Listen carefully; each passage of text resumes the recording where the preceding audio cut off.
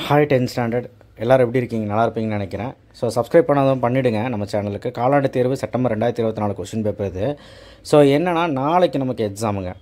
நம்ம ஒன்றுமே படிக்கலைன்னாலும் இப்போ ஸ்டார்ட் பண்ணால் கூட நம்ம வந்து 75+ அசால்ட்டாக அடிக்கலாம். அதை விட 100க்கு 100 அடிக்கிறது ரொம்ப ஈஸி தமிழில். ஃபஸ்ட்டு வந்து நீங்கள் இயல் வைஸாகவே போகிறீங்களா என்னமோ பண்ணுங்கள். பட் 8 மார்க் நீங்கள் வந்து நல்லா திருப்தியாக படிச்சிட்டிங்களான்னு பாருங்கள். புக் பேக் 1 மார்க்கை படிச்சிட்டிங்களான்னு பாருங்கள். புக் பேக் 1 மார்க் வந்து எப்படி ஒரு 10லேருந்து 12 வரைக்கும் புக் பேக் 1 மார்க் வந்துடும். இந்த லாஸ்ட் 4 மட்டும் ட்விஸ்ட் பண்ணுவாங்க ஒரு பாடல் கேட்டு. ஸோ அதில் எல்லா பாடலோட ஆசிரியர் பேர் மட்டும் ஞாபகம் வச்சுக்கோங்க. எல்லா பாடலும் இந்த பாடல் தான் இந்த பாடலா அப்படின்னு சொல்லி, அதாவது அந்த பாடலோட இப்போ கம்பராமாயணமா இல்லை வந்து வாழ்த்தா இந்த மாதிரி வந்து தெரிஞ்சு வச்சுக்கோங்க. அவ்வளோதான், சரிங்களா? நம்ம சேனல் புதுசாக இருந்தீங்க சப்ஸ்கிரைப் பண்ணாமல் பண்ணிவிடுங்க. இந்த வீடியோக்கு ஒரு லைக் போட்டுருங்க. ஏன்னா ஆல்ரெடி உங்களுக்கு நான் இம்பார்ட்டன்ட் போட்டாச்சு. So important last minute question 8 mark 5 mark குருவினா சிறுவினா எல்லாமே போட்டாச்சு. அது டிஸ்கிரிப்ஷன் பாக்ஸில் வைக்கிறேன் அந்த வீடியோவை. அந்த வீடியோவை பாருங்கள், கட்டாயம் உங்களுக்கு எல்லாமே கிடைக்கும். இதில் நம்ம அந்த கொஷின் பேப்பர்ஸில் எல்லாம் வரக்கூடியது நாளைக்கு என்னெல்லாம் வருங்கிறது திரும்ப ஒரு வாட்டி சொல்லிடுறேன். இந்த மாதிரி தான் வருங்கிறதும் சொல்கிறதுக்காக இந்த கொஷின் பேப்பர். ஸோ லாஸ்ட் 4 வந்து பார்த்திங்கன்னா உங்களுக்கு ட்விஸ்ட் வைப்பாங்க. அதில் எதுகை மோனை கேட்பாங்க, புணர்ச்சி கேட்பாங்க, இலக்கண குறிப்பு கேட்கலாம், இல்லை வந்து பாடலோட ஆசிரியர் பேர் கேட்பாங்க. பாடலோட இப்போ இங்கே கேட்டிருக்காங்க பாருங்கள், இடம்பெற்ற நூல், இந்த பாடலோட பெயர் கேட்குறாங்க. ஒரு பாடல் கொடுத்துருக்காங்களா? ஸோ அதே மாதிரி ஆசிரியர் பேர். ஸோ எல்லா பாடலோட ஆசிரியர் பேர் பாடல் பேர் ஞாபகம் வச்சிங்கனால அந்த 2 நம்பர் கடிச்சிடலாம். மீதி 2 நம்ம கையில் தாங்க. புணர்ச்சி இலக்கண குறிப்பெலாம் தெரிஞ்சு எழுதிடலாம்.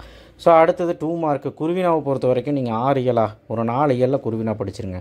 இல்லை நான் கொடுத்தது படிச்சிருங்க. இதில் விடைக்கேற்ற வினா இருக்கும், அது எல்லாருமே எழுதிடுவீங்க. ஸோ அதுக்கப்புறம் வசன கவிதை கண்டிப்பாக நாளைக்கு வரும். விருந்தினரை மகிழ்வித்து அதுவும் நாளைக்கு கண்டிப்பாக வரும். இதில் இருக்கிறது படிச்சிங்கனாலே ஒரு 2 எழுதிடலாம் பார்த்துக்கோங்களேன். ஏன்னா குறள் வந்து கன்ஃபார்ம், திருக்குறள் நீங்கள் வந்து படித்து தான் ஆகணும். சரி, அடுத்தது 5x2 10. இதில் என்ன படிக்கணும் எல்லாத்துக்கும் ஒரு கன்ஃபியூஷன் இருக்குது.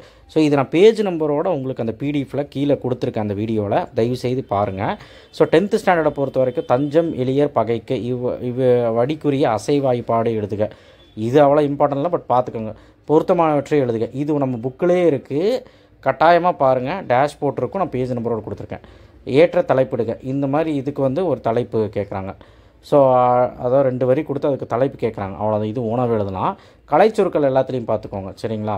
அடுத்தது இந்த மாதிரி இரு தொடர்கள் கொடுத்து ஒரே தொடரில் அமைக்கும், அதாவது இரு சொற்களை கொடுத்து ஒரே தொடரில் அமைக்கும். இதுவும் நான் நேற்று கொடுத்தேன். ஸோ அதே மாதிரி மூவகை மொழிகள் யாவை, அது என்னங்கிறது தெரிஞ்சுக்கோங்க. வண்ணங்கள் எண்ணங்களாக நிரப்புக, வண்ணங்களை எண்ணங்களாக, இதுவும் இருக்குது. ஸோ இது போக பிழை நீக்கி எழுதுக, வள்ளினிமேட்டு எழுதுக, எல்லாமே நான் நேற்று கொடுத்துருந்தேன். அதையாவது ஒழுக்கமாக பாருங்கள், ரொம்ப இதை விட ஈஸியாக வரும், சரிங்களா? அடுத்தது பிரிவு 1 பகுதி 1. ஸோ இதில் வந்து பார்த்திங்கன்னா 2x3 6 சிறுவினா படிக்கவே இல்லை சார், நான் படிக்கவே இல்லைனாலும் இந்த உரை பற்றி இது வந்து ஓனாகவே காம்ப்ரிகென்ஷன் மாதிரி ஓனாக எழுதிட்டு இது 3 மார்க் அடிச்சிடலாம். அதிலே ஆன்சர் இருக்கும். ஃபஸ்ட்டு இயல் நல்லா படிச்சிருக்கியா, அதுலேருந்து ஒன்று வந்துடும். பட் இங்கே என்ன கேட்டிருக்காங்க, தமிழ் மொழிக்காக கலைஞர் செய்த 6வது இயல்லேருந்து கேட்டிருக்காங்க. அந்த 6வது இயல் ரொம்ப முக்கியங்க, அது படிச்சுக்கோங்க. நிறைய பேர் அது படிக்கிறது இல்லை. வைத்தியநாதிபுரி முருகன், இதுவும் ரொம்ப இம்பார்ட்டன்ட். ஸோ அடுத்தது நம்ம எதை 2 தான் எழுதணும், நம்ம எழுதிடலாம். அதே மாதிரி இங்கே வந்து ஒரு பாடல் கேட்டுருவாங்க. நான் என்ன உங்கள்கிட்ட படிக்க சொன்னேன், காசிகாண்டம் அன்னை மொழியே முல்லைப்பாட்டு படிக்க சொன்னேன். நீங்கள் அது படிச்சினாலே போதும். பட் ஏன் சார் இங்கே கம்பராமாயணம் பெருமாள் திருமொழி வந்திருக்குது, இந்த மாதிரி கேட்க மாட்டாங்க, பயப்படாதீங்க. இது ப்ரைவேட் கொஸ்டின் பேப்பரு. ஸோ அதனால் நாளைக்கு இது 3 படிச்சிங்கனாலே உங்களுக்கு ஒன்று எழுதிடலாம். அதே மாதிரி 8 தொகை நூல்களின் பெயர்கள் எழுதுக, அதுவும் கேட்கலாம். மாளாத காதல் நோயினால், இது வந்து ரொம்ப ரொம்ப இம்பார்ட்டன்ட். அதுக்கப்புறம் அடிப்பிரலாமல் எழுதுங்க, இது ஓகே. இது பாடல் ஏதோ 2 எழுதிடுவீங்கல்ல, பாடல் கம்பல்சரி எழுதிதாகும். அடுத்து வந்து பார்த்திங்கன்னா சிறுவினாவை பொறுத்த வரைக்கும் நீங்கள் உங்களால் படிக்க முடிஞ்சால் 4 இல்லாவது ஒழுக்கமாக படிச்சிங்கன்னா எழுதிடலாம். இல்லை அப்படின்னா நான் கொடுத்த இம்பார்ட்டன்ட் படித்தா போதும். சரி, அடுத்து எவைனும் 2. இது வந்து அழகீட்டு வாய்ப்பாடு கண்டிப்பாக வந்துடும், அது ஒன்று எழுதிடுங்க. அது கண்டிப்பாக நேரிசை. இதை அந்த ஃபார்மில் நல்லா படித்து வச்சுக்கோங்க. அதுக்கப்புறம் அணி இந்த மாதிரி கேட்பானா எந்த மாதிரி கேட்பான்னு என்கிட்ட கேட்காதீங்க.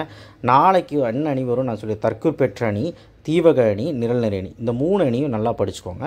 அணியோட டெஃபினிஷன், அணியோட எடுத்துக்காட்டு, அணியோட விளக்கம், இது தந்திங்கன்னா போதும். அதுக்கப்புறம் இது பாருங்கள், தோட்டத்தில் மல்லிகைப்பூ, இது ஒரு புக் பேக் கொஸ்டின், இந்த மாதிரி கேட்கலாம்.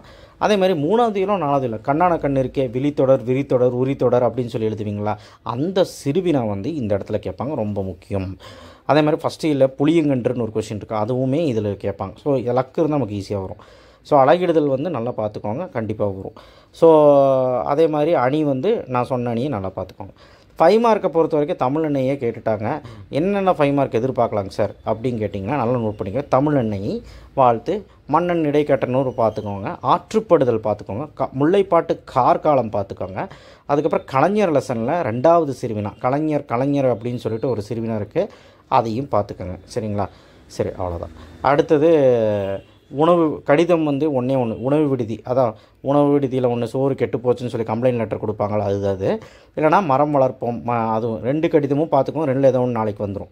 அடுத்து காட்சிக்கட்டு கவினுரை. இப்போ நான் காட்சிக்கட்டு கவினுரைக்கு உங்களுக்கு நான் ஒன்று தரப்போகிறேன். எந்த கவினுரை வந்தாலுமே எழுதுகிற மாதிரி ஒரு 7 லைன் எழுதினீங்கன்னா அது போதும். நீங்கள் இதுக்கு இதான் மனப்பாடம் பண்ணாமல் எது வந்தாலுமே அதை எழுதி விட்ருங்க, அந்த மாதிரி. ஓகேவா? ஸோ அது நான் இப்போ தரேன். சரிங்களா? இப்போ நான் வந்து இந்த வீடியோக்கு பின்னாடி தரேன்.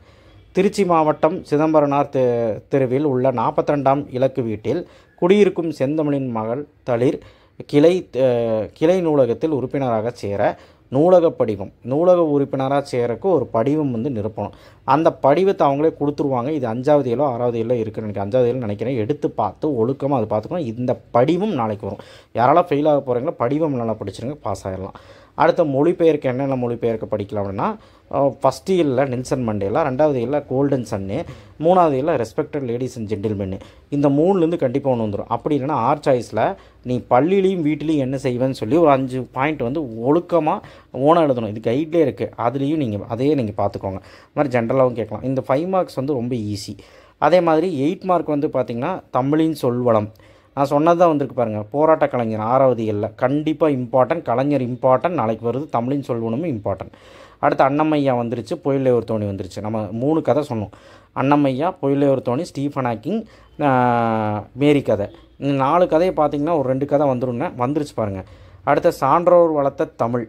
இது நீங்கள் கண்டிப்பாக படிக்கணும். சான்றோர் வளர்த்த தமிழ் முடியலைன்னா உங்கள் பகுதியில் நடைபெற்ற திருவிழாவுக்கு சென்ற 6வது இயலில் கலை திருவிழாவை பற்றி எழுத சொல்கிறாங்க. ஒயிலாட்டம், மயிலாட்டம் சொல்லி அங்கெல்லாம் கலை திருவிழா நடந்திருக்கும். அதை பற்றி ஒவ்வொரு ஆட்டத்தை பற்றி எழுதணும்.